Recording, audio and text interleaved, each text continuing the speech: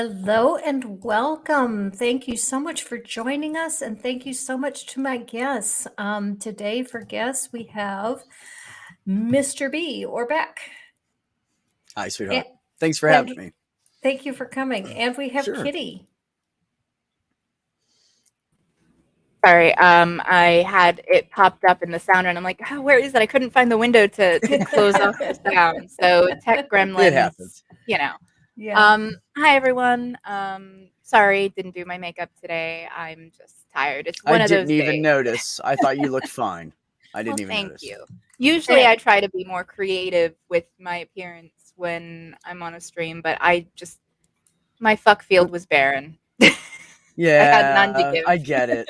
Yeah, my button's broken a lot. Yeah.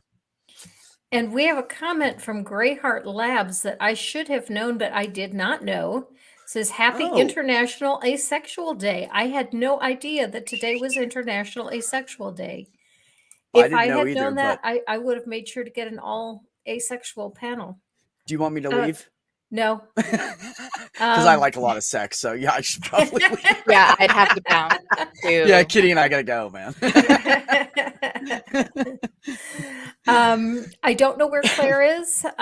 Claire had said that she was coming, so I do expect her at any time. So we will just add her to the stream when she gets in.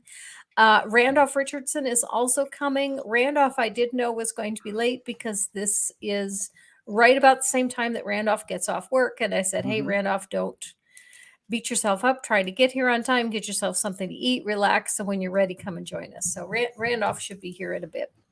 And hopefully Claire will as well. Cool. Well, I know that from being on the shills with Claire, that sometimes she does have some tech issues. So she might just be having an issue right now. So yeah. And with the storms that we're having right in the country right now, that could possibly be it as well. Are they having them in the Northeast too? It's here right now in the South, and it's headed northeast. So I don't know if it's up there yet or not. It was bad earlier today. I mean, you're a little bit north of me, Gigi, because like I'm, in Satan's Taint down in Florida. But it was bad around like 1 o'clock or so, or it was around 1, 2 o'clock. The sky just opened up and like it was really windy and rainy. Like it looked like it was 8 o'clock at night in the middle of the afternoon. Fun story that I'm going to use to open this up and tell you why this stream came to be as it is. This Sunday is Palm Sunday. And there is a story that I have that I kind of like sharing that's amusing. And by the way, the stories that I'm sharing today are stories that I would share as a believer as well. These are silly stories. These are funny stories. They are not necessarily anti-Christian stories. Now, if my guests have anti-Christian stories, that's fine. I have no issue with that.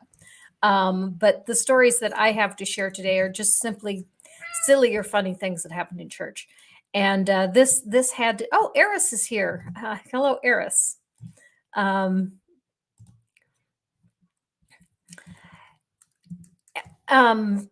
anyway, back when I was in my 20s, I was teaching Sunday school to a group of second graders, and it was Palm Sunday. And I thought that these kids would know what Palm Sunday was.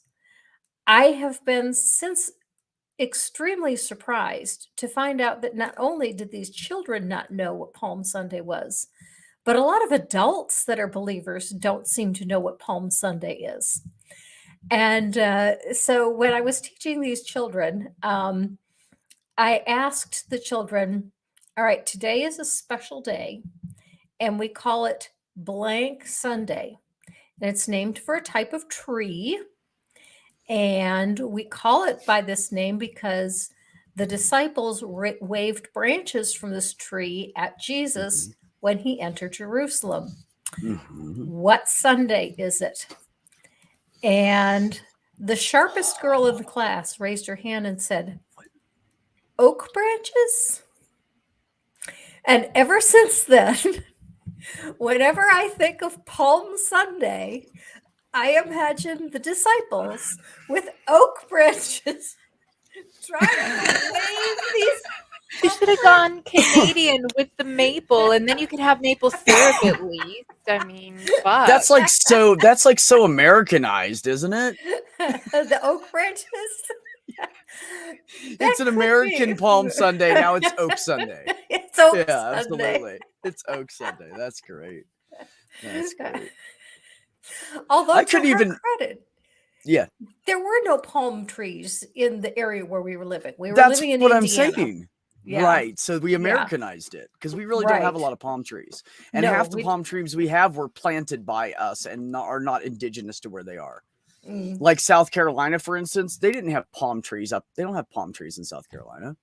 They're not damp enough of an environment for them to grow naturally. So they planted a bunch of them to make it look more like Florida-ish so they could get more tourists. So that's why the tourist areas along the sea there, they all have palm trees, but they're not indigenous to that area.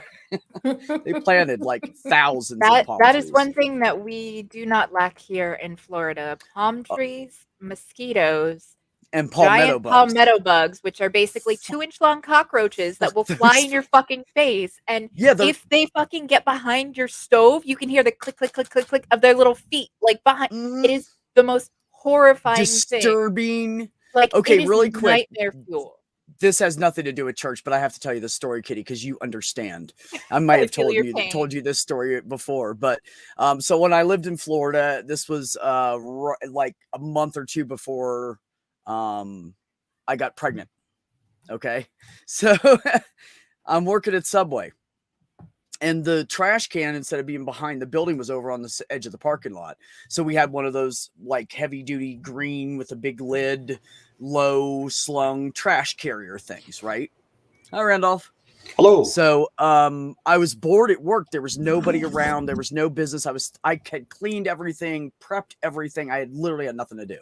So I was like, oh, let me just go and take out the trash now. Screw it. So I take the trash out and I go to throw it in that bin.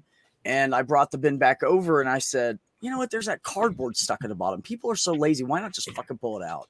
So I reached down and I pulled it out and it was full of palmetto bugs. Over 100 of them flew up in my face. I jumped backwards, of course, natural reaction. I jumped backwards and the building's right behind me and it's brick and I smacked my head on it. And I was like, oh, so I'm doing never this. Pick up cardboard in Florida. Yeah, no, for people that don't know, cockroaches and specifically palmetto bugs, they love the glue on the boxes. It's like candy to them. So if you store things and you live in an area that has roaches or palmetto bugs, plastic totes, and then they will never come around. Those things They are love big. old food and especially the glue on boxes. I found that out. And I had a hole in my screen when I lived down there at the same time I worked at Subway. And it was like 2 weeks, 3 weeks later. And I had a hole in my screen and I didn't know it. And I had my windows cracked while I was at work and everything. And I came home late. It would be dark and I would just go to bed. And I woke up in the morning and there was palmetto bugs on the fucking ceiling, on my comforter, on the window, on the wall. And I was like, oh, they found me. God damn, they are pissed. I mean, it ties into the Palm Sunday thing because they do. They love palmetto trees and palm trees. So like there's a direct line for our little tangent here. Yeah. But it is absolute nightmare fuel, honestly. And Yeah, the it really is. mosquitoes are so bad. And I am allergic to mosquitoes. So whenever I get bit by one, You I are get in a the welt. wrong area, sweetheart. that's terrible. Like they'll bite me through my jeans and I will come in with a welted ass from helping my son out in the garden with just all these welts on my butt because the mosquitoes bit me through my jeans. Oh no. Jeans You know and what? leggings. You know how everybody always says, everybody has mosquitoes at their house? I don't. There's a few that you will find in the summer here, but they are Well, I mean, you're in the desert. They need water. I'm know. surrounded by lakes. There's a lake know. across That's why the I street like from living me, here. and then there's another lake over there, and another one that there's like a dozen lakes around where I am. I could literally walk 100 feet, well, maybe 200 feet out my front door to a lake. There's a lake there, so there's not really much we can do about mosquitoes. Yeah, but also I can drive like 25, 30 minutes and be at a huge lake. That's nice. So yeah, it's awesome here, man. I love it. It's so great. My whole You family's probably here. have Like, to worry about scorpions, though. We are totally off topic. I've actually, I've only seen one since I've been because I'm in the high desert. Mm. The scorpions like the low desert. And we get scorpions here in Florida too, but they're like the little tiny ones. Yeah. Oh, yeah. But anyways, we're off topic anyways. Yeah. Hi, Randolph. Yep. Do you have a story for us? Kick us off, buddy. Oh, wow. Okay. If you don't, I can throw another one in and let you go after. Oh, I do actually. Okay, but, let's why let don't you you go. go ahead, because I can wait. It sounds like you've got something in mind. So. Well, and mine is really short. Okay. I am not into clothes. I really don't care what I wear as long as it's comfortable. And we were singing a concert, and it was a Living Christmas Tree concert. And for the Living Christmas Tree concert, people can only see you from here up. They can't see any part of you below that because that's behind a wooden part. But our choir director had specified exactly what he wanted us to wear. And I wore what he wanted us to wear. I always wear open back shoes. I have some issues with my heels, and the backs of shoes really bug my heels. So I always wear open back shoes. So you can tell what socks I'm wearing almost all the time. And my feet are often cold, so I almost always wear warm socks. Well, I was going to church and I said, nobody's going to see my feet. I'm going to leave my red socks on underneath my dress. And so I walk into church to go to this concert. I got maybe 5 feet in front of the door, and the choir director looked at me and said, "Change your socks." I thought, you gotta be kidding. What the hell, man? Like, what is this? Like the army or? No, It's your socks, and unless you're straight up in front, people aren't going to see your feet anyways. Like nobody should be looking that closely at somebody that is not their significant other. Just saying. Yeah, why are you checking me like that, bro? Pants. The only part of my socks you could even see were at my heels. Yeah, that makes no sense. But I was just impressed that his eye is that sharp. That I walk in the door and his eye was just drawn to those red heels. Or he was just checking out all of the women inappropriately and just happened to notice while looking you head to toe, which is he was checking everybody in the seriously choir doubt way that. too much, and he was just one of the typical Christian male I'm in charge people, and that's more likely. He was a 75-year-old man, and he wasn't. Oh, I never got any kind of a sex vibe from him. Never. Okay. That's strange, though, the man enforcing in a dress charge, code like that. it's that power Yeah. thing. Like micromanagement. Yeah, it is. Oh it's God, I hate power that trip, though. shit. Yep. I hate getting micromanaged. If I have a Randolph's story. Ready, he could go, or I have a quick one. You go first. Go. Okay, so I was raised Catholic, and did the whole baptism, first communion. Then when it came time for my confirmation, I had already explained to my mother that I didn't want to go through with it because I did not want to be a part of the church after having read the Bible and stuff. And she basically insisted, i.e. forced me to do it. And when we went for Ash Wednesday, which if you're not Catholic, on Ash Wednesday, they will take oil and ashes and anoint your forehead with a cross. Mm-hmm. Well, the whole confirmation, the whole CCD class had to go to this together, and they were kids I went to school with and everything. And they did this, and almost immediately my skin broke out in a fucking cross pattern on my forehead because something in that oil caused a rash. And so I had almost Oh my it was almost like a God. prickly heat rash on my You probably forehead were in the allergic face. to it. Yeah, It would so take I had an 2 allergic weeks for it to reaction. heal, so you had And a it freaking did. cross I had on a your head. cross on my fucking forehead for 10 days. It faded relatively quickly, but you could still see it there. It freaked people the fuck out, though, because it's you anoint with the cross and all of a sudden it starts fucking blistering, and it's well, fuck. It's a See, miracle. I told you I'm not Catholic, damn it. We can I'm not meant canonize to you, be Saint here. Kitty. It's Saint Kitty. It's your first miracle, Saint Kitty. Oh my God, that's crazy. So, I remember, hilarious. sorry, the first time I found out about the Ash Wednesday thing, it was a picture of Bill Donahue, the Catholic League president, who is very misogynistic. He's up on some national television with this mark on his head. It didn't even look like a cross. It looked like just a smudge. And I thought, does he realize this? Do the people in the newsroom, are they saying anything about this? And then someone told me afterwards what it was. But I thought, this is what the heck. Yeah, and they want you to leave it on for And like you weren't 2 allowed days to wash or it some off. shit. Like, I washed it off long? that night, but they wouldn't let Yeah. me wash it off that day. So, like, it made it worse and worse. And that's why it, like, kind of blistered for me. Wow, they really hate people. Okay. Yeah, they really do. That's true. All right, are you ready? Yep. I'm ready. This is kind of like messed up funny. So the church I went to, we had a lot of parishioners, or whatever you want to freaking call it. It was Catholic. I don't remember what they call them. A lot of the people there played musical instruments.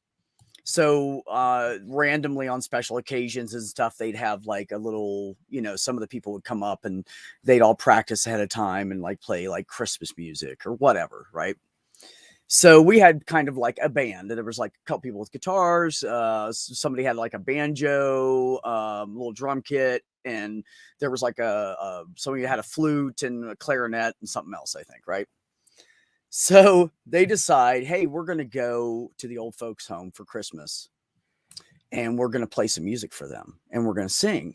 So we're all like, cool, me, my mom, and all of us kids, we all got dressed up and went with, and like half the church went, which was probably 30 people. We had a really small church. So we all go and everything, and some people, they do some Christmas carols on the piano, and we're all singing with, and the old people are singing, everybody's having a good time. And this chick, she had this like long dark red hair, and she was thin, and she was beautiful. She really was. And she kind of knew it, and she also knew she was good at playing the flute. So she was kind of snobby, like, excuse me, I have to play now, kind of person.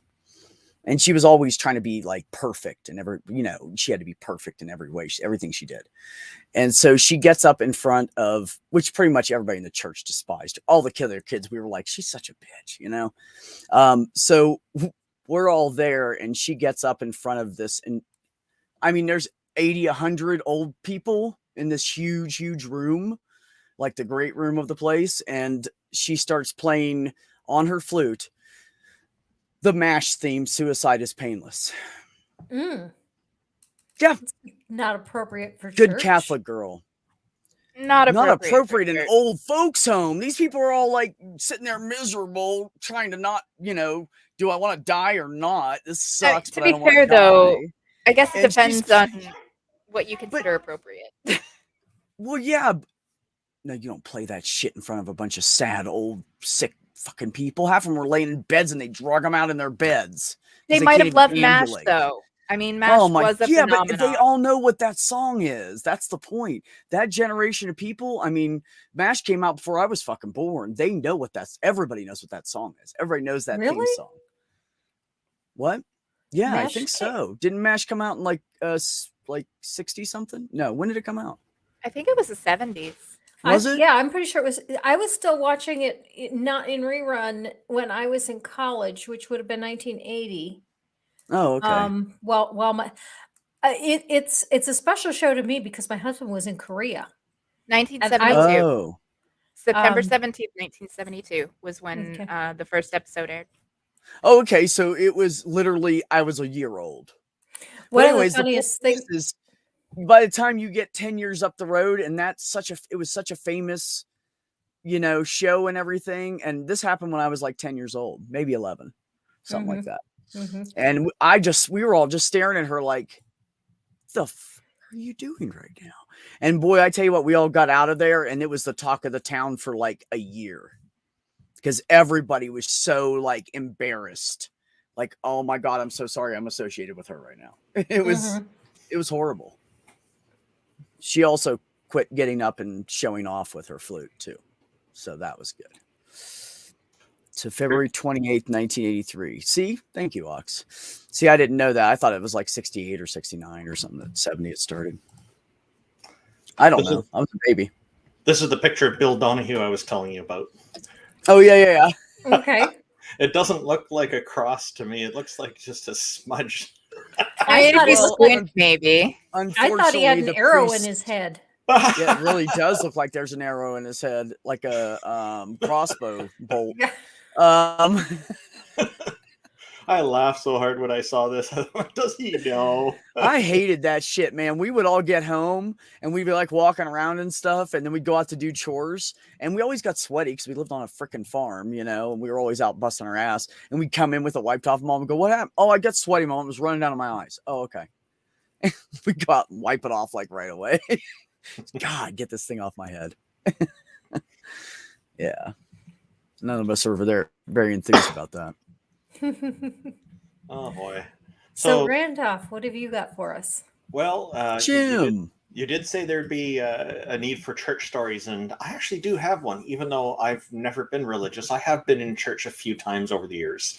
And when I was a kid, my family and I, we moved to a new neighborhood, much nicer than one we were in before. It was so peaceful there. And then after a while, one of the neighbors invited us to local church a few blocks away. So we went, and like my parents, our whole family were not into religion. It's just not our thing. And so I remember the preacher was talking about, he's one of those greet people at the door when they come and when they go kind of preachers. So he's very much into community and all this. So anyway, he was talking about how if you how God and the devil are enemies, and he was talking some story, and then later on, and I kind of drifted off because as a kid it was boring, but later on he was also talking about how if you do bad things, God will send you to hell and the devil will punish you. And I'm thinking, wait a sec, isn't the devil the enemy, right? So, and I know other people have come up with the same kind of consideration as well, so this wasn't like a new idea or anything, but it was just dawned on me that this contradiction was there when I heard it as a kid. So after I asked my dad about it, and he said, well, why don't we, he's a skeptic. So he said, why don't we ask the preacher? Because there he is. It was at the end when I asked him. So we're at the door, and then he's greeting us and saying, thanks for coming and all this. And then I said, I have a question. So he said, yes. And so I asked him what the deal is there. Why would the devil, if he's God's enemy, punish people who are doing things God doesn't like? And his answer was, oh, the Lord works in mysterious ways, after giving some Oh my God. That's like a cardboard cutout generic answer. But as a kid, I wasn't accepting it. So I asked him more questions. I don't remember what I asked him, but then he came up with more explanations. And after a while, he started looking at my dad like, let's get this kid out of here. Time to move on. You got more people to say goodbye to. My dad taught me to ask questions and be a skeptic. So there I was trying to explore it and get an answer, and it just wasn't going anywhere. The next weekend we went there, and everybody made us feel very unwelcome. So we never went again. Oh. Yep. So wow. I guess the questions may have got to him a bit too much. I was taking it really literal. When I was a kid, I took everything really literally. So that probably got under his skin a bit when I think back on it, it probably did. And the fact that my dad was just letting it happen didn't help. So that's my experience in church, the one I remember the most.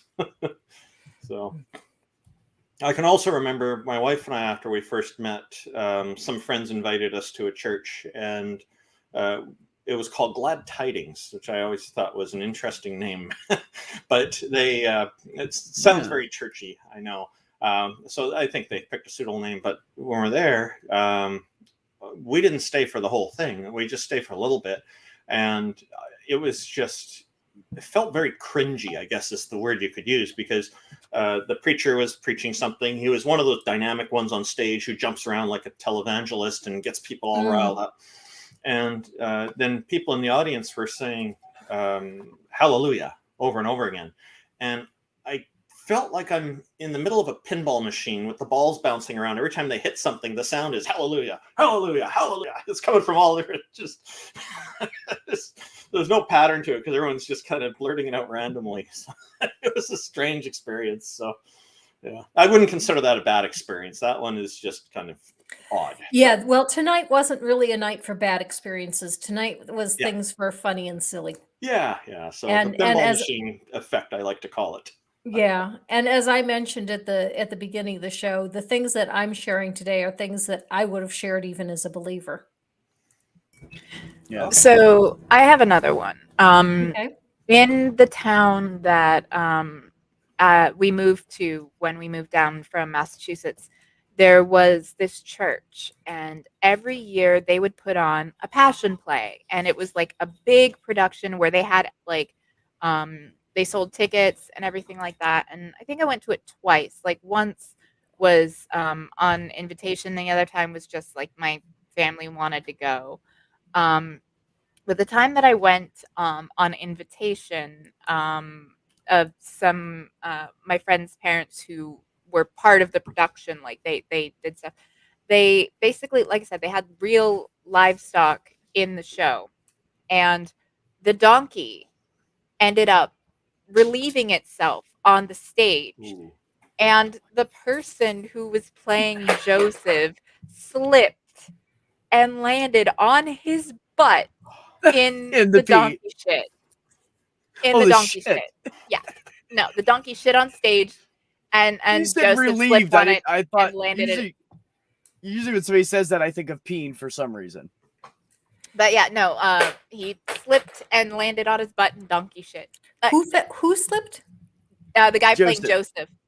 Joseph. Joseph shouldn't be in the passion play. Joseph isn't in the No, story.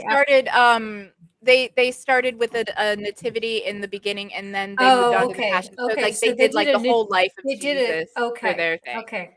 Yeah. Okay. No. Yeah, I thought you said Joseph, and I thought, what's Joseph doing there?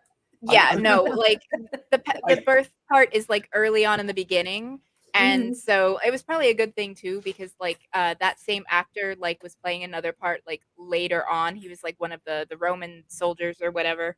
But yeah, they basically were telling the story of Jesus, and they did a small part in the beginning where they showed the birth, the manger, the donkey, and Mary, and that was like the first 10 minutes, and then the other like 90 minutes were just torture porn of like Jesus suffering. So that's fun. I think Which when the churches make mistakes, it happens a lot more often than we realize. It's easy to assume, how could the church do that? They couldn't have been doing that. But oh yeah, they make mistakes a lot.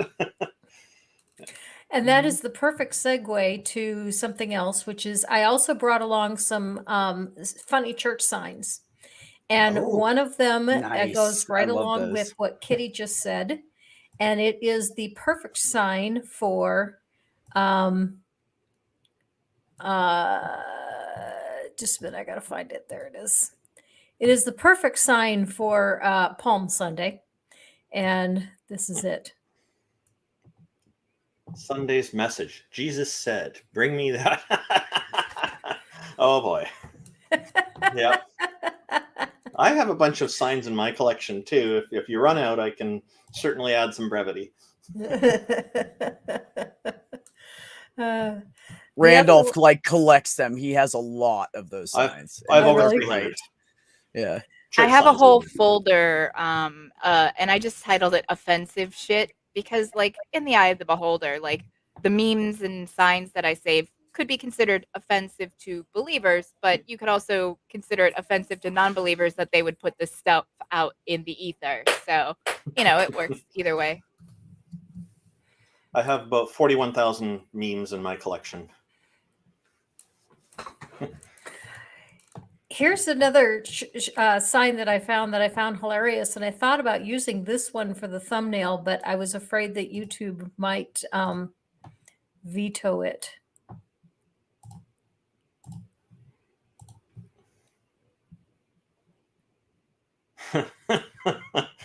A 4-inch tongue can bring a 6-foot man to his knees. Yeah. I've got a bunch of risque signs too. Sometimes I wonder if the people making those secretly hate the church and are Right? yeah. I saw one that it was the best way to heaven is on your knees, and I'm like, I mean, well, the French do call orgasms le petit mort, which is the little death. So hey, there's a little tie in there.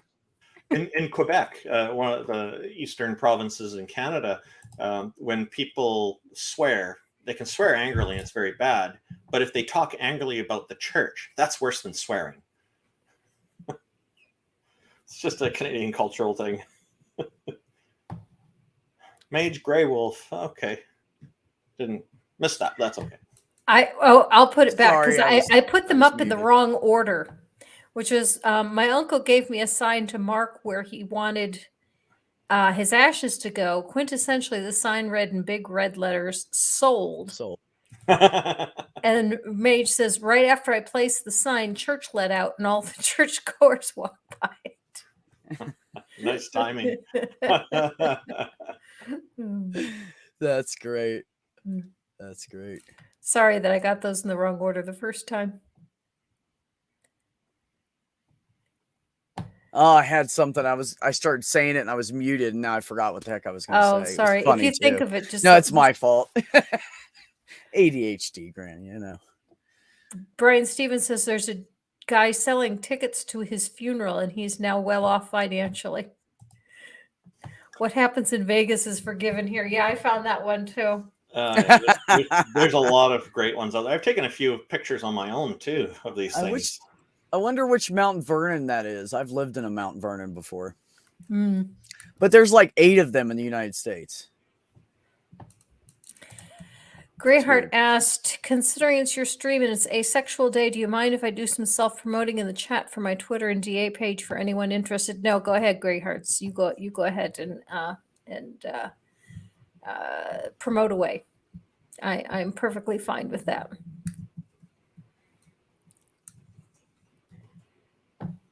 Yeah, Ben was saying that he said there are so many stories in the Bible that scared the crap out of me as a kid.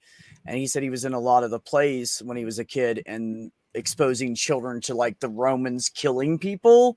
Like, what the hell is up with that? Like, it scared him as a child, and as it should if you were paying attention, you know. But we didn't have any like plays and stuff. It was always just the priest talking a lot or the deacon talking a lot. And I was off in La La Land. Like, I don't even know half the shit they said. Like everybody's sleeping in the front row of the pews, right?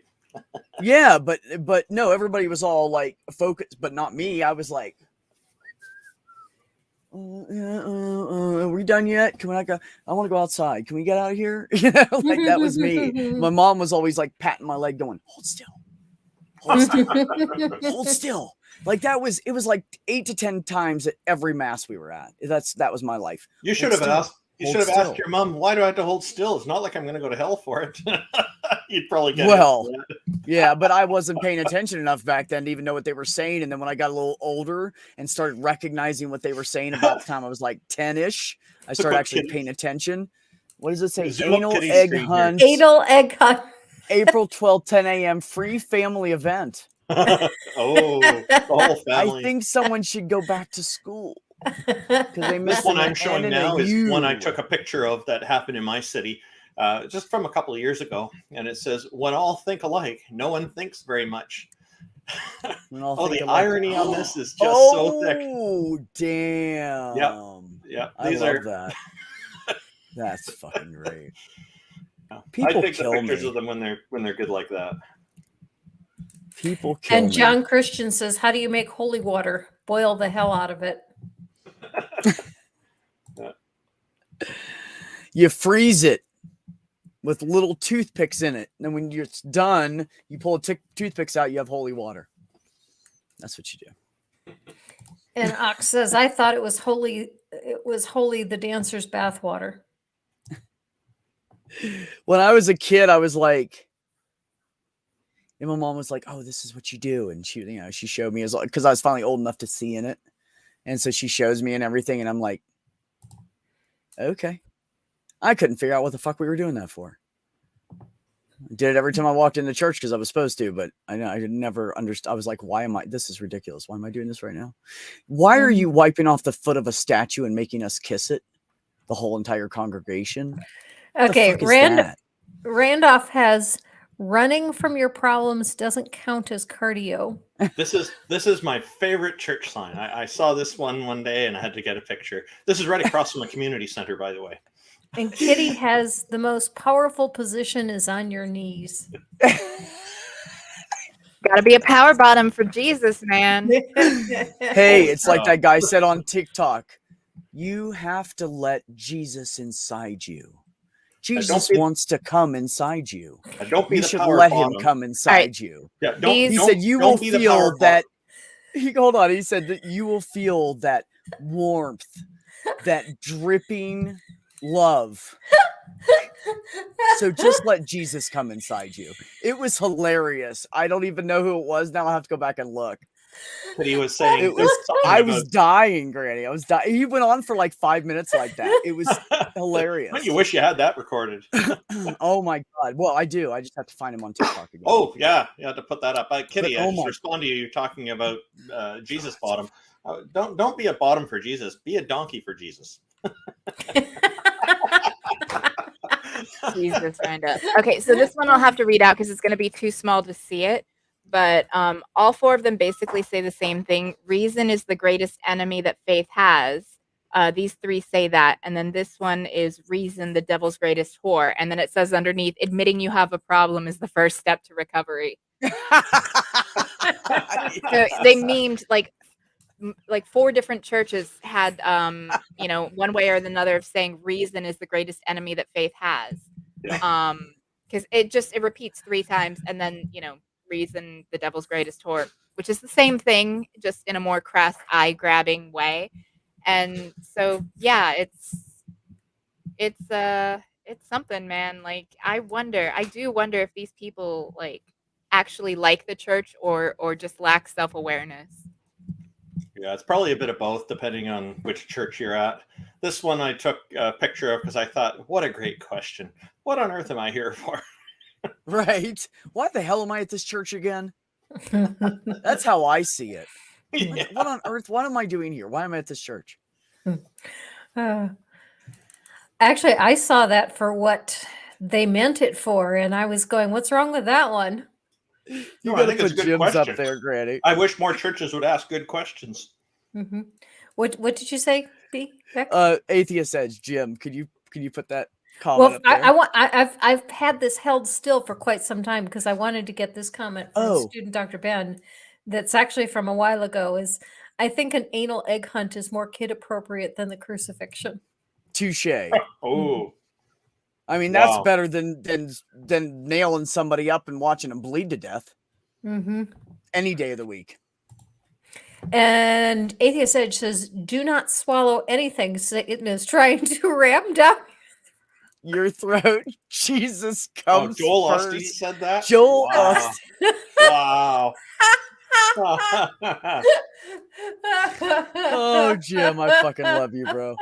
So too Kitty hot to says- keep changing Yeah. signs. Sinbad, Jesus good, details inside. Yeah, that was one of That the one ones I just saw. made me laugh. That had to be like from Florida it's honest. or Southern Arizona. That's too hot there to be doing that shit. That's hilarious. Too hot to change sign.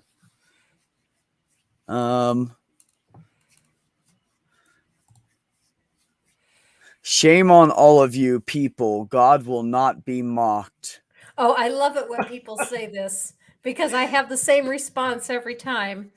But Go, this Granny. time I actually get to sing it. I usually don't get to sing it, Okay. which is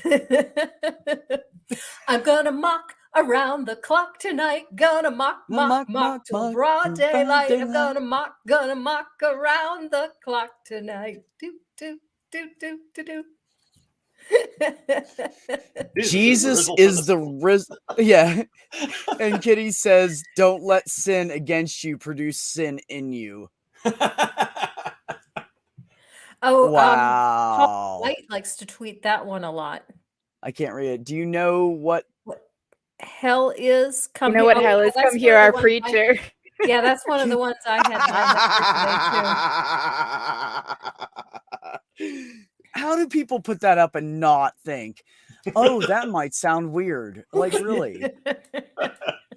Randolph Ours says, are not the only thing Yeah. recalled by their maker. yeah.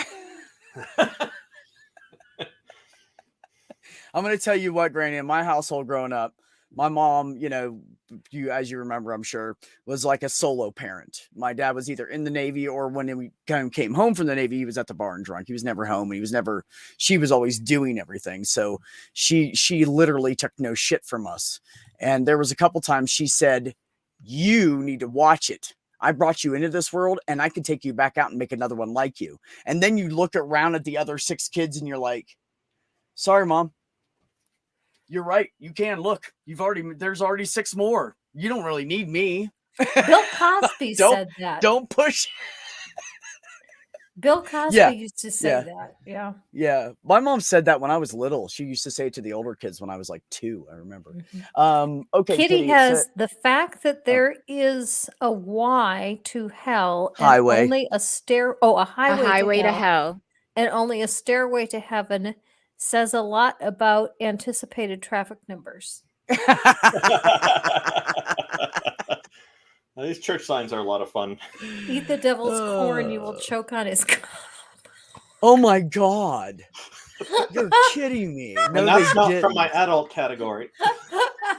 Wow. Kitty says, try Jesus. If you don't like him, the devil will take you back. Wow. I love how they make all these signs about people that don't exist. It's so bizarre to me. Randolph, God saw you do that. Damn. How did he know I was driving down the road and masturbating? I don't know. Okay, that sounds like a bit too much information. No, I'm just. What else could you be doing that would be so horrible while you're driving down the road and you pass that sign? I can't think of anything else. It's the only thing I can come up with that would be like fucked up at all. Well, that's a good segue into this sign. Which says, masturbation is Satan's typewriter. Excuse me while I go write an essay. I mean, I've heard of guys writing in the snow with pee, but cum? I don't It's blocked understand. by my name there, but because of StreamYard. But oh, that's funny. What does it say? Excuse me while I what? Go write an essay. Yeah. Oh, Somebody added that after the fact, but I thought it was a good reply. right. More like a freaking That's novel. hilarious. The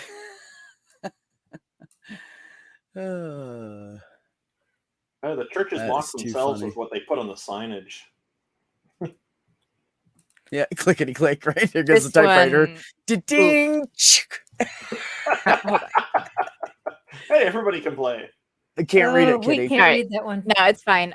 This Thursday will be our ice cream social. All women who are giving milk, please come early. Oh, wow. What the? Mother Mary of Jesus. Aren't they I liberal will tonight? never eat at an ice cream social at a church again. Not that I would, but you know what I'm saying. Like, ew. I accidentally drank my sister's breast milk when one of my second niece was a baby. It was horrid. Don't do it. She had 2 things of milk in the fridge. They were identical containers. She goes, well, see, this one's a little bit more yellow. And I was like, I didn't look at that. I was trying to have a freaking glass of milk and a cookie. So I'd like taken 2 huge bites out of the cookie, chugged the milk, and I didn't taste it at first because of the cookie. And I started chugging the milk and I got like this much out of the glass. And it hit me. And you know, some people are going around saying that we shouldn't be using labels. I tell you, labels are useful.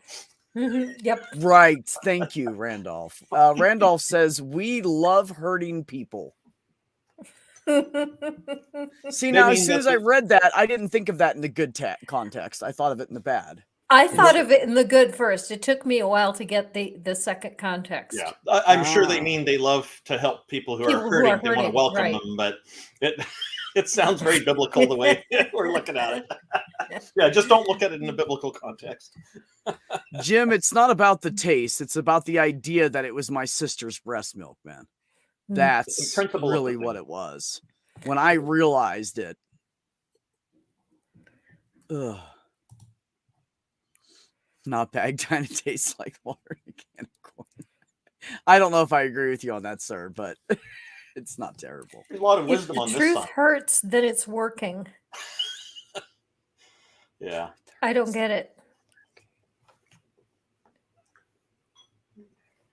Because they're not saying anything that's the truth? Is that why that is funny? Well, I think I'm not sure. I think they've seen the truth, but it seems to hurt them when people are pointing out the flaws in their own ideas. There's irony stacked in here, and they don't realize it. Okay. That's what I thought it was. I just Yeah. want to make sure. Yeah. That's what I was going They for. they think it's about suffering means that the truth is working, I guess. Right, right. And some of the signs can be quite misogynistic, such as this one I'm about to show you. Face powder may get a man. It takes baking powder to keep him. Wow. You know what pisses me off about that? Do you know how many couples I know that the woman doesn't know how to cook and the man is amazing at it? He cooks every day for her and the kids. Like, quit being so stereotypical. Some people have skills and talents and some people don't. Bottom line, it doesn't matter whether you're male or female. Some of the greatest chefs ever were male. Cooking is not my forte at all, but So I what the clean dishes and do prep and follow orders. Works well for me. It just doesn't make sense to me. Like, a man will at home wants a woman to cook for him, but if he goes to a restaurant, he wants that awesome male chef. It doesn't even make any sense. Behold, I come quickly. Signed, It's about Jesus. power and control, and it's about women knowing her place. That's why. Oh my God, that's too much, man. I am coming soon. Jesus. Oh, man. And Randolph Well, has Granny, I God got to is get the off here. pot- Oh, okay. Just so you know, I need got to get to your about own 5 show? minutes. Okay. Yeah, here in Okay. a few.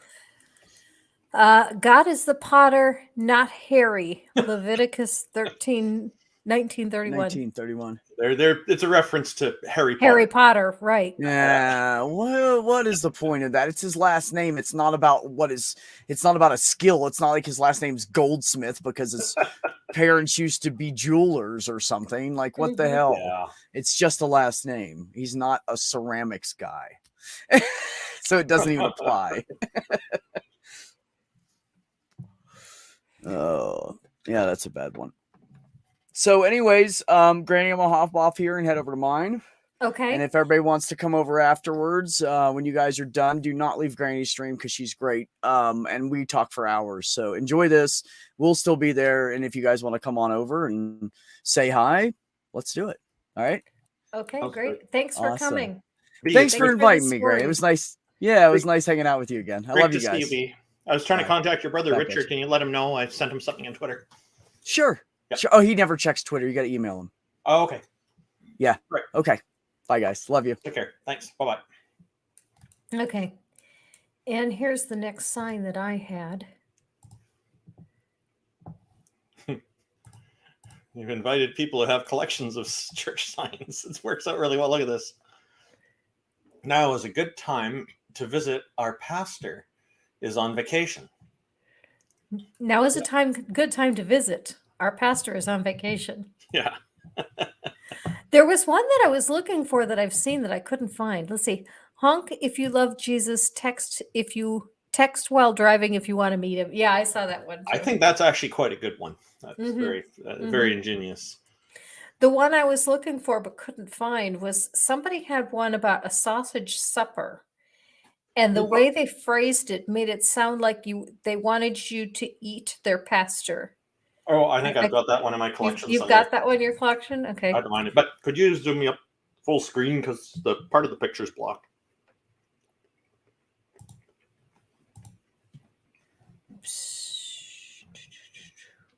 When you see what's hidden here, There you go. it's a van. Has the name of the church on the side. Ah. Yeah. I've got you full screen. We still can't see what's on the side of the van. Let me see if I can do something about that. Give me a sec. But it's just the name of the church, I think. But I'm just going to edit my name so that it doesn't have all that in there, and we'll see if that'll work. There you go. There we go. Yeah, Photography by Donald Seitz. Doesn't matter. But the point is, it's a van, right? So Mhm. yeah, yeah, careful with vans. It can be a little creepy. It's like reminds me of a meme. They show a picture of a van, and on the side, a van like that, but no windows, and it says "free candy." And the caption seems legit. What's this say? Okay, Kitty has center is the best medicine. I don't think. Oh, is that laughter is the best medicine, unless you have diarrhea. Oh, I don't know why someone would put that on a church sign, but it's freaking hilarious. Anyway, we can go on and on. I think. I love these. Yeah. I know Kitty has an extensive collection on this. I'm quite impressed, actually, because not many people have such extensive collections of this stuff. How many of you got this, Granny? Well, that's all that I had. I've already shown you all that I collected for the show. I don't really collect these. I look at them from time to time, but I don't really collect them. I've seen some really funny church bulletin ones, although I have not collected those either, and some of them are hilarious. But I do have one other story that I actually heard in church, which was a story of three men who were on a mission trip, and they were in a country where they didn't speak the language. And so on Sunday, they went to church to worship, even though they couldn't understand what was going on in the worship service. And they ended up in the second row, and there was only one man in front of them. Because they couldn't understand anything that was going on, they figured, we'll just stand when everyone stands, we'll sit when everyone sits, and we'll just do what everyone else does. And that's the one I was looking for. Yeah. Best sausage supper in St. Louis. Come and eat Pastor Thomas Ressler. Oops. Not sure if it's a sex thing or a cannibalism thing, or maybe a little column A and column B. I mean, who am I to kink shame somebody? Anyway, the rest of the story is so they're participating in this worship service, and at one point the pastor says something, and the guy in front of them gets up, so they get up, and then everybody starts laughing, and they have no idea why they're laughing, and then they look around and discover that they're the only ones that are standing up. And at the end of the service, the pastor comes and says, please don't be embarrassed, but what happened was I announced that we had a new baby in the congregation, and would the father please stand up? Somebody not taking responsibility. God did it. No, too many people taking responsibility. Yeah.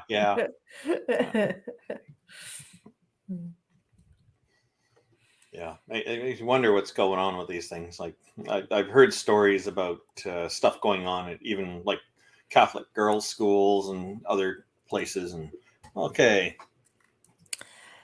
Mosquitoes know there's power in the blood. Mosquitoes also know there's power in the blood, because we were talking about mosquitoes in Florida earlier.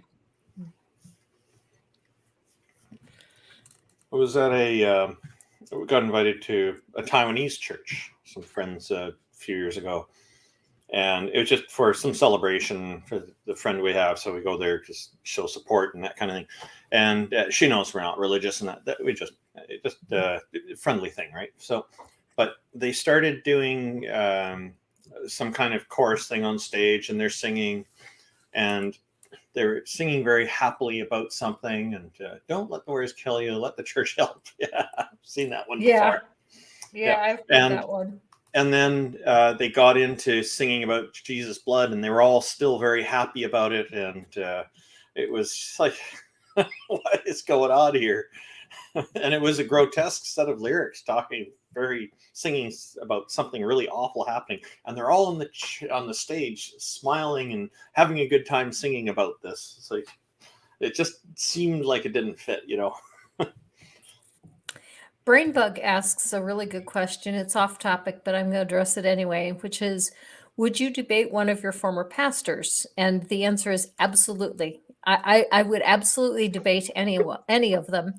There's one in particular that I would want to debate, because he was the most intellectual of the group, and he's the only one that I think could put on a decent showing. And I've actually even looked for him to talk to him since my deconversion, but he has always been someone who has, what's the word I'm looking for? Not shy. He's not shy of it, but he's always stayed away from social media. He has no social media presence. So I have searched for him, and I cannot find him. I know that he's no longer at the church that we used to be at. I got a notice when he left rather suddenly, and I was really curious as to what happened that caused him to leave rather suddenly. My guess is there was some kind of a power grab and he was ousted. But I don't know for sure. And I couldn't find anyone still in the church that was willing to talk about it. Of course. Yeah. So if he is still a pastor, if he's pastoring another church, there isn't anything on the web that has his name on it, because his name is not unique, but it's not a common name at all. It's a fairly easy to search name, and but it's not to be found anywhere. So, Well, maybe but if I ever ran into him, I would love to debate him on stream. well, maybe he deconverted. Maybe. I have really wondered that. That is a possibility, because with his intellect, that easily could have happened. Why don't you send a note to the Clergy Project and just kind of state what you have in mind, and maybe if they know of him, they could forward the message along, and then he could decide what to do. Okay, Not a that bad sounds- idea. No, that reminds me. A couple months back, I actually reached out to a former pastor of mine. Like, I was raised Catholic and then left the church, was pagan. I actually tried Christianity again with a Baptist church in the area that I got involved in, because on the weekends they would do the well. Basically, they opened up the church rec room. They had the kitchen opened up so you could get cheap like burgers, hot dogs, chips, sodas, and it was supervised by adults. There was music, pool tables, video game consoles. They wanted a safe place for the teenagers to hang out, where they were still supervised but still given that little bit of freedom, because they were like, hey, if we have them here, we know that they're not getting up to anything bad. And they weren't preachy about it at all. The well was completely separate from the church activities, but they made sure that you knew you were welcome to come to the other things. But the church was run by this guy's father, and then he was the youth pastor, and he did the well, and I volunteered for that. And so, wanting to belong and everything, and a little bit of peer pressure. But he was also in a Christian rock band. He was actually like the front man of a Christian rock band. And I had like part of one of their songs stuck in my head, and I couldn't remember it to like look it up. So I reached out to him. I found him on Facebook, and I was like, hey, I forgot to ask him about the song, but I was like, hey, how's it going? I was thinking back to like the old days and everything like that, and I had a question for you. I haven't actually checked because I'm never on Facebook anymore, so I should probably check to see if he got back to me after the initial pleasantries of, hey, how's it going? How's life for you? But yeah, just thanks for reminding me. I need to actually check back on that team. But he was a nice guy, and after we finished cleaning up for the well, he would play like a movie, and so the volunteers would get pizza ordered and then a movie. But he wouldn't allow us to watch Harry Potter, but we could watch The Lord of the Rings, and we could watch Chronicles of Narnia, because C.S. Gandalf and Lewis Aslan wrote are it. Jesus allegories, and there's no real witchcraft, any magic. It's like divine magic, not witchcrafty magic. So what I've heard about the Harry Potter series now is that since J.K. Rowling has publicly expressed herself as a bigot against LGBTQ people and the other stuff she's been doing, that she's able to tap into a whole new market of people who used to censor her books. What's really sad and disturbing about that whole thing is, Yeah. I mean, in her own way, like and I'm not trying to make excuses for her, because being a TERF, like being a bigot, is not cool. But as someone who has experienced, trauma induced by, another person, I can see where her mind might have been closed off to get down that path. But also, she is a staunch feminist and believes in, rights for women, and has fought on that behalf. But she doesn't seem to realize that the biggest groups that are, vocally and financially supporting the causes that, she's spearheading, would rather her be pregnant in the kitchen with no voting rights, no autonomy whatsoever. you have these far right, like fundamentalist Christian groups that are, funding and supporting the TERF movement. And it's just, you see someone who was such a force for good for, LGBT, well, I can't say T, but for at least, queer people in general, and women especially, and it just, it's really sad. And it really, it does make me sad that, somebody that I actually really respected, um for a long time could be such a closet bigot, and just because I can understand the line of how she got there, it doesn't make it okay. Yeah, know? I thought that the books were quite good. I remember reading to my children, and it was very nice. We enjoyed reading the letters in the back of the book that people had written in as well. The books, what I liked about her writing was that characters who were kind of had a nasty streak still had a nasty streak at the end, like Professor Snape. He didn't end up turning into the nice guy. You find out he's on the right side, but he's not. He's still, that characteristic is consistent. And a lot of these stories, especially kids' stories, all the characters, or most of the characters, will end up becoming nicer in the end, and they'll abandon their old ways. And that's not realistic. And this one had this more feeling of reality to it because of this factor.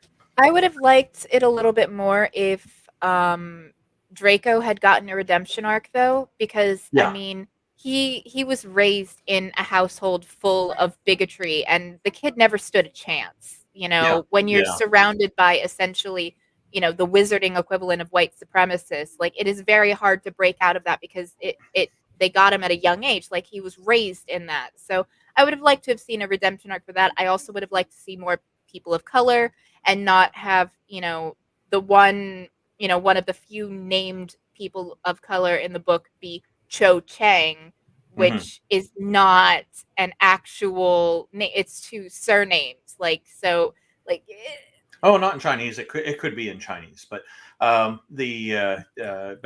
Chang is definitely a more common family name.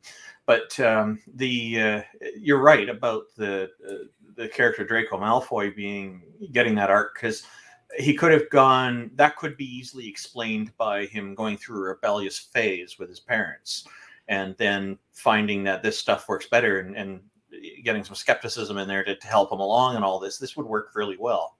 Another way, there was actually, because there was the one werewolf guy that he worked with the Dark Wizards, and Lupin. no, not Lupin. No, he not was Lupin. a good guy. I think his Yeah. name was like Fenris or Fenrir. Right. It was drawn from that. Mhm. But there was an implication that he was going to bite Draco, and then the way the Draco was acting, it's entirely possible that while JK didn't actually explore that path, that he was infected with lycanthropy. And that could have been a great catalyst, because now he is othered. He is no longer, pristine and pure-blooded, so to speak, in the eyes of the family. So, granted, it would have been a little bit sadder of a redemption story, because it wouldn't have been him making the change because of himself, but because of something inflicted upon him.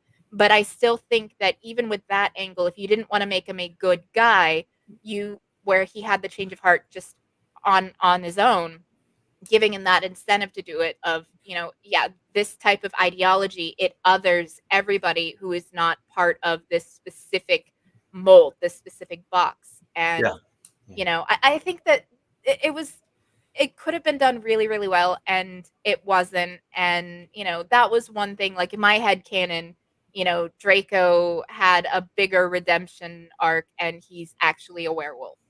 I think you're right. I think that would have made it an even more interesting story, with potential for all kinds of sequels that explored Draco's life. And I think a lot of people probably would have found it interesting.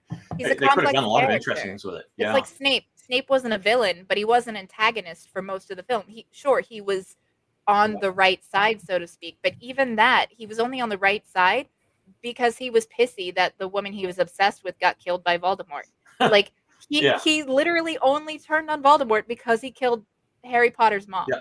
Full stop. Yeah. Like, he was very bitter. Not have done it. He was bitter and obsessive, and like, that was something that could have been explored more too. But I do think J.R.R. Tolkien was a far higher caliber writer. He was much better, much better. Lord of the Rings, I thoroughly enjoyed reading that too. I just started reading the Wheel of Time books after watching the first season of the Okay, show. we're getting Sorry. way off topic. My Sorry about apologies. that. Where should we go next? Okay. Did either of you have any more church stories that you wanted to share? So there was a youth group I was part of one year that they did like a vacation Bible school, and it was not so much funny, but just kind of absurd in Mhm. that they would have us play these different games, and like one of them was making a pyramid, and then the person on top had to eat a banana before you could come down, and so you were competing against teams. And since I was the tiniest one, I ended up having to eat the banana, so I just like ate it all in one bite. But then we also played volleyball with frozen chickens and sheets. So like we were all holding these sheets and like flinging these frozen chickens over a volleyball net and like trying to catch them and fling them. It was the weirdest thing, and it made me. I was like this is food that we're wasting here, or like bowling with watermelons. It's like this food could feed somebody. Like why don't we just Yeah. use volleyballs? Like I don't know, but it was just absurd but silly, and it was fun, you know. I Mhm. mean, Could have been done without a chicken. yeah, it could have, and without the watermelon for watermelon lawn bowling. Yeah. That reminds me of a story that's kind of funny. One thing that our church did as a fundraiser for the youth was selling Flamingo insurance. And what that meant was if you paid a fee to the youth group, you were put on a list of someone who has purchased Flamingo insurance. And if you do not have Flamingo insurance, the youth group might come out and flamingo your yard, which means you might get up in the morning and find 50 plastic flamingos stuck all over your yard. Like that just sounds like an extortion racket to me. It is an extortion racket, but having flamingos in your yard is not exactly You're uh not breaking kneecaps. it's not gonna right. It's not gonna hurt anybody. Sounds. They need the flamingos back so that they can go do it to somebody else. They're only Oh, going to see, I do was it to funny. church just gonna members. say that sounds like a gift. I'll take the flamingos and put them in storage until I find something appropriate to do with them, like put them on Right. That's what another I was yard thinking. that they can't find. Yeah, that's what I was thinking. They should just keep the flamingos. Yeah. Should have I'd done say thank lawn you for the gnomes gift. instead. They're cuter. They should have done what? Lawn gnomes instead. Like little lawn gnomes are Oh, way cuter than pink flamingos. Some of those Mm. lawn gnomes end up traveling the world, the whole garden gnome thing. Mhm. People take them, steal them, and bring them back with a whole itinerary and pictures of all these great places they've been. It's hilarious.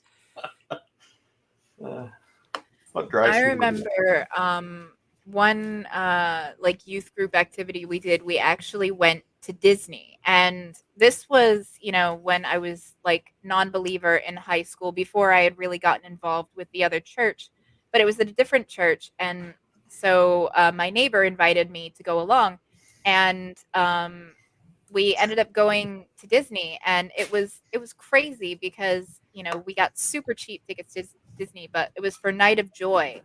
And I remember like watching and seeing so many teenagers. Like nobody cared about the shows. Like most of the teenagers that went were there because it was like $30 to get into Disney for the night, and so the music's playing and they got all kinds of like people out there handing out little like chick tracts and pamphlets and stuff like that. Nobody gave a fuck. It was just, let's go on the rides, let's go do all this stuff. And I was just as guilty. I didn't really listen to any of the music either, but they had all the stages set up, and you could see the adults that were there were listening to the music, but the kids just couldn't be bothered. It was all about just going to Disney.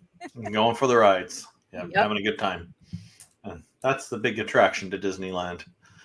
Or Disney World, depending which one you went to. Orlando. Oh, okay. Disney World. Disney then, I World. guess. Yeah, okay. I have another interesting story. It's kind of more of a type story than a ha-ha story, but I went on a mission trip to Ireland when I was in my early 30s. And I wish Math Pig was in the chat, because Math Pig probably knows this place that I'm going to describe. We went to a place that used to be a historic home of I don't know, somebody in Irish history. One of the claims to fame of this home is Queen Victoria would go and visit the people who owned this home. It belonged to some minor royalty, some duke or something. And this place has now been converted into a Christian youth camp. And when we went there, we were to help the renovation process. They had started converting it, but they still had a lot of work to do. They wanted to convert the old carriage house into a dormitory. And they separated our group into people who had construction experience and people who did not. And the people who actually knew what they were doing in construction were sent to go renovate the carriage house into the dormitory. And those of us who did not worked in the main building. And our job was to take down and replace the ceiling in the third floor. And the third floor ceiling had not been replaced ever. So How when old we was the building? about 150. Oh, you found a lot of dead animals up there, I bet.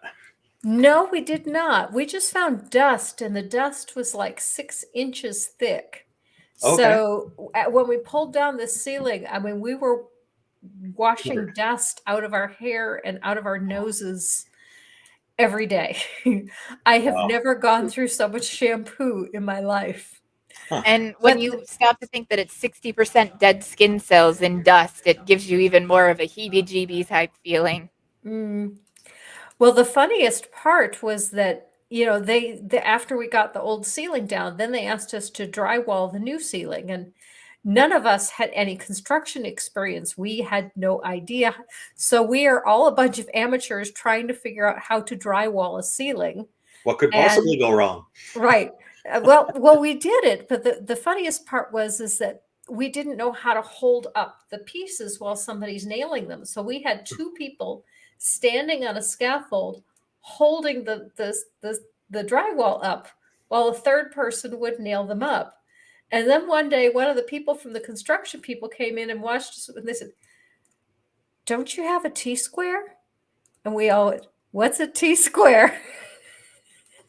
It's a thing for holding up a ceiling. We didn't know that. We're all ranking. They should have given us one of the construction people to tell us how to do this. For what it's worth, Gigi, like when I worked construction with my dad in the summers, like if we were working on a small area, you know, where he didn't want to deal with bringing in the T-square to square it up, I was the one up there like the Greek statue holding up the drywall while he would nail it in. So I've been there. Wow. No, I mean, what's your definition of silly? Because does like absurd like count?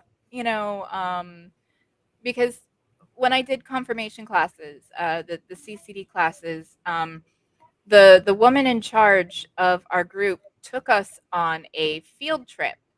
And that field trip was actually to a morgue, because one of the people, like, it was basically, she wanted us to confront death.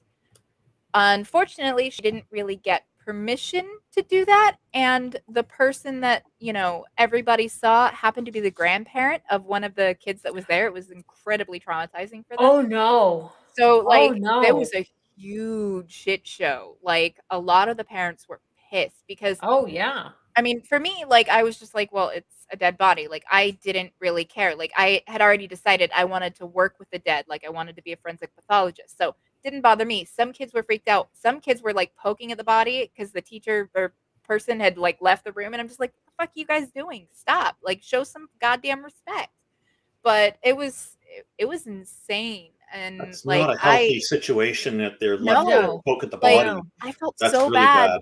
I felt so bad for the girl whose like grandparent it was, because like, what the fuck? Like, I mean, nobody should be forced. Like, none of the kids should have gone through that, but especially not that. And so yeah, there was a unsupervised. big, No, that's going way too far.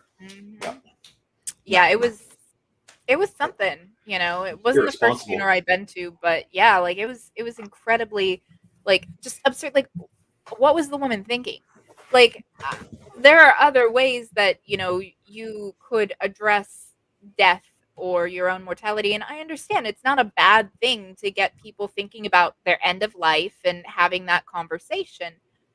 But again, you're talking about like 13, 14-year-old kids, and Mhm. you know, I don't know, like, it always sat weird with me, like, what the fuck was that about? And she also took us to a prison, like, straight up to a prison to talk to, like, inmates there, basically to scare us straight, you know, so that we understand that sin leads to the bad place, you know? Hmm. And not believing leads to the bad place. Although at the time I didn't really have Google, so I couldn't really tell her the statistics that, you know, there are fewer non-believers in prison than there are believers. Like, believers make up the vast majority, but you Mhm. know, um, so she Although took us on all these. I have to wonder about how many of them are real, because they all know that you're more likely to get paroled if you go before the parole board and say, I've seen the error of my ways. I'm now going to Bible study, and and yeah, it Which is works. gross when you How think many about it, how many people on the parole board who accept that do you think might be religious? If they're in the United States, 70%. or Oh more. wow, Mm-hmm. wow. Okay, that's why. I mean, Appealing to their audience. well, here's the thing. Even though it is constitutionally, you know, Yep. illegal, there are still like many states where it is a law on the books that you cannot hold public office if you are an atheist. Yeah. So, I mean, that just goes to show you the whole like mentality. Even though we should have no religious test for public office as per the Constitution, and there should be a separation of church and state, it in practice doesn't work out that way. Yeah. And In It's sad. It really is. 2020 in Alabama, atheists got the right to vote. 2020. Mm-hmm. Last year. Yeah. yeah. Yeah, I knew you didn't mean BCE. Actually, I was just indicating that I didn't make a mistake, because I have done Yeah. that. I will say 19 when I mean 20. Yeah. Yeah, it shouldn't. This is like, it's good that it's happening now. It should have happened a long time ago. It should have never been a problem in the first place. Right, So, exactly. yeah. Yeah. I'm trying to remember her name. Her first name was Sharon. The woman, I'm not going to say her last name because one, I don't remember it 100%, and two, I'm not going to dox a random woman.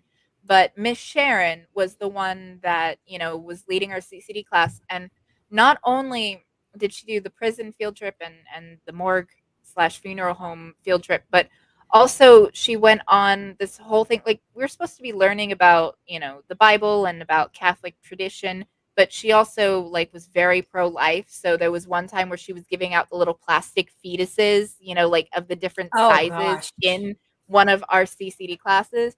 It made me so uncomfortable. You know, just those classes, like, and she stopped calling on me because I would ask questions, and she didn't like that, you know, because I didn't want to be there, and my mom forced me, and you know, so I was like, you know, what the fuck? Like, why am I going to just sit here and take it? You know, I might as well, you know, raise my questions. And like, even then, while I was still a believer in like a higher power, I actually brought up to her, and like her brain broke because I brought up the whole thing of, well, you know, when talking about original sin and the Garden of Eden, and how like, how could Adam and Eve know that it was wrong to disobey God before they ate the fruit of knowledge of good and evil?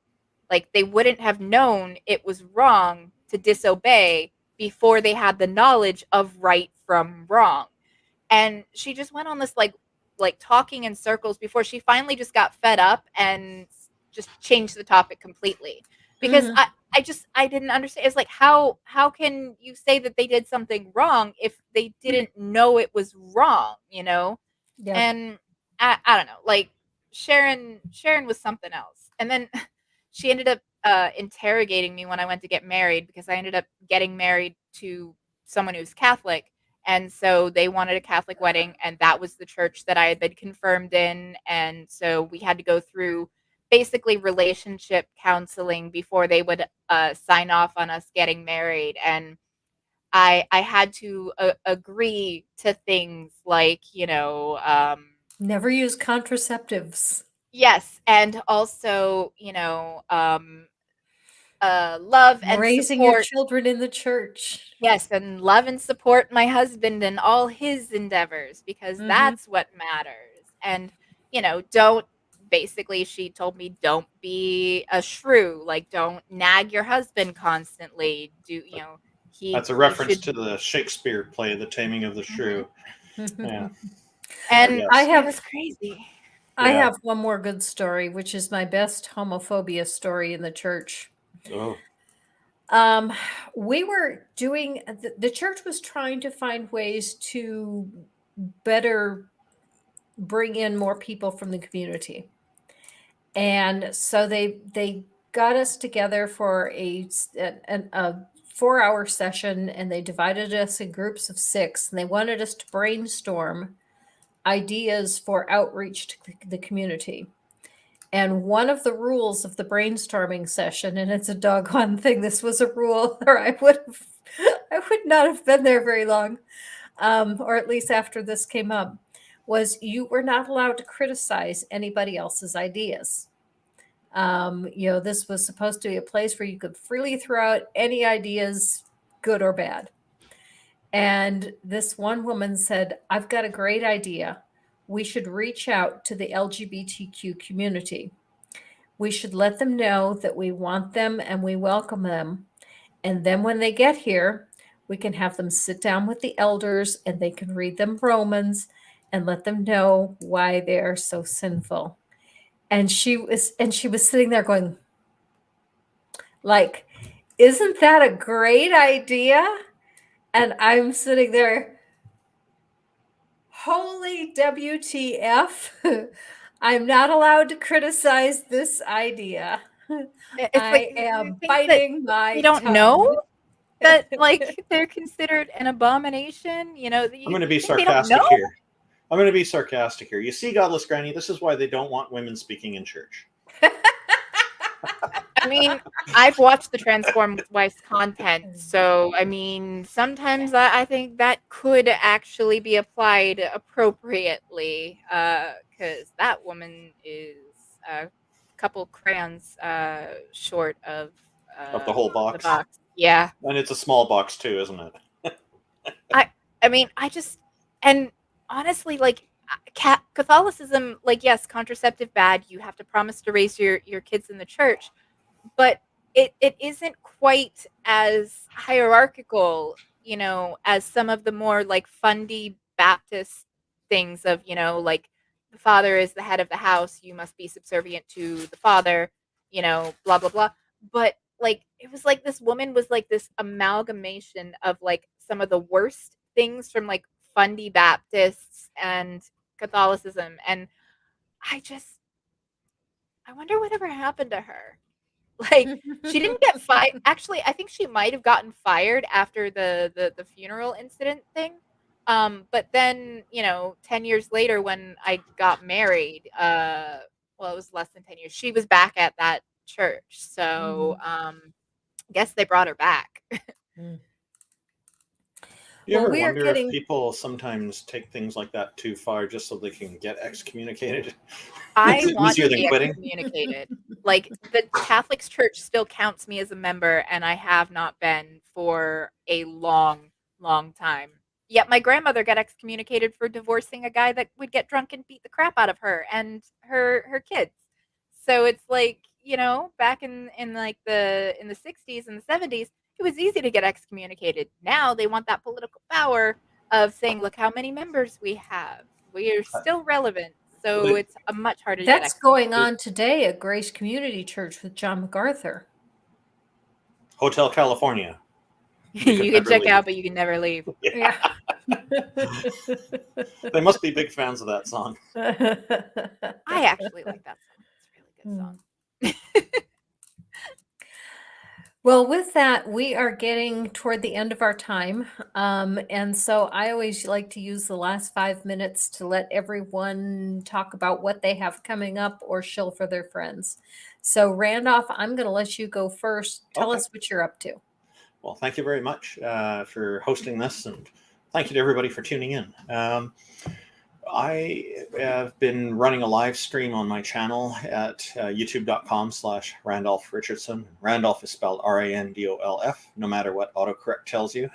And we run it every fortnight or every 2 weeks, where we invite people to join us on a Discord stage to try to convince the panel. I'm part of the panel that a goddess or a god exists. And originally, the proposal that was brought to us as a panel was to just prove that a god exists. I said, let's be inclusive. I added goddesses in there, and everybody agreed. So it's been interesting because people come on with all sorts of different arguments, and there's been about 5 or 6 people now who've tried to argue in favor of a goddess. So far, nobody's convinced any of us, but they sure do try, and some of them put forward really genuine effort into trying to make that happen. We've had a lot of great guests on so far, and it's been quite enjoyable. Sometimes the streams will go on 5 or 6 hours. We've had the longest one, I think, went about 8 hours and 20 minutes or 8 hours and 10 minutes or something like that. So we lose track of the time because we're having a lot of fun with it. But that's something we're doing every 2 weeks, every fortnight. If people want to find out more about the organization I run, Canadian Atheists, you can see the website at www.canadianatheists.ca. I'm also available on Twitter. You can reach me there at Randolph828. It is always a lot of fun being on your show, Godless Granny. I greatly appreciate the invitation every time. Thank you. Well, thank you very much. And there is a link to Randolph Richardson's YouTube channel in the description. There's a link to Kitty's Twitter because Kitty does have a YouTube channel, but you haven't put any content on there recently. So I linked your Twitter instead so people could reach you through there. And if you want to get a hold of Bee's, the link to Bee's channel is in the description as well. Kitty, who would you like to shill for? Well, sorry, my little artist wants to hop down. I will be on Atheist Edge channel for another episode of the Sherlock inductive reasoning on Saturday. So that I'm looking forward to. I know I'll be on there. I believe Secular Rarity will be on there as well. I don't remember everyone else that will be there, but definitely check it out on his channel Saturday. I'm looking forward to it. I'm going to get much more dolled up for that than I did for this. Sorry, Gigi, but that's okay. You are perfectly fine. But no, other than that, yeah, I've been focusing on some other things. I've had a lot of projects that I need to work on sewing wise, so I haven't had as much time to do content. But when I do make content, I've been mostly doing it on TikTok because it's quicker and easier. I can just get my thoughts out into the ether and not have to worry about video editing. So yeah, but you can find a link to my TikTok on my Twitter, so just find me there. Like I said, I haven't been doing as much online stuff lately, but I do pop up here and there when I get the chance. Okay, very good. Thanks for having me. You are most welcome. Coming up on my channel this week, I have a video that's a response to Cameron Bertuzzi and Braxton Hunter discussing what is the best argument against Calvinism. And next week for Zombie Day, I have renamed Good Friday Zombie Day because one thing that believers, for some odd reason, don't spend a lot of time talking about is all the zombies that got up and were walking around Jerusalem on Good Friday when Jesus died. I mean, it's right there in the Gospel of Matthew. Why don't we call it Zombie Day? So for Zombie Day, I have Dave Worley coming, and we are going to discuss his new book. He's got a second book on fallacies, and we're going to talk a little bit about Zombie Day as well. I don't know if I'm going to do a stream on Wednesday or not. Dave is coming on Friday because he's in the UK and this is a terrible time for him. And so the stream on Friday will be at a much earlier time, so it's more UK friendly.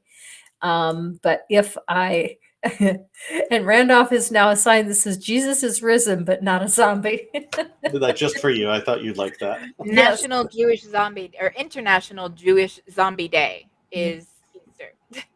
Easter, I call that Zombie Jesus Chocolate Day. Somebody showed me a video of somebody singing a song, Zombie Jesus Chocolate Day, which I thought was really good. I mean, give me the chocolate any day. You can keep the Jesus and the blood magic, the necromancy, and the death cult. I'll enjoy the cute little bunnies and the chocolate and the flowers, and I'll take the spring fertility stuff, not the other stuff. Happiness is sharing chocolate with a friend. Some church sign messages have very nice messages. Mm-hmm. Mm-hmm. Oh yeah, I saw one during the pandemic. It was basically better 6 feet apart now than 6 feet underground. Mhm. Seen that one. That's a good one. Yeah. Mm-hmm. Some of them are good. Yeah. And then some just make me cringe. Like even the church that I got married in, they do every year the crosses for all the aborted babies because it's a Catholic church. So like you'll just see just this huge hill of crosses and like obnoxious church sign messages to go with it. And I roll my eyes whenever I drive past it.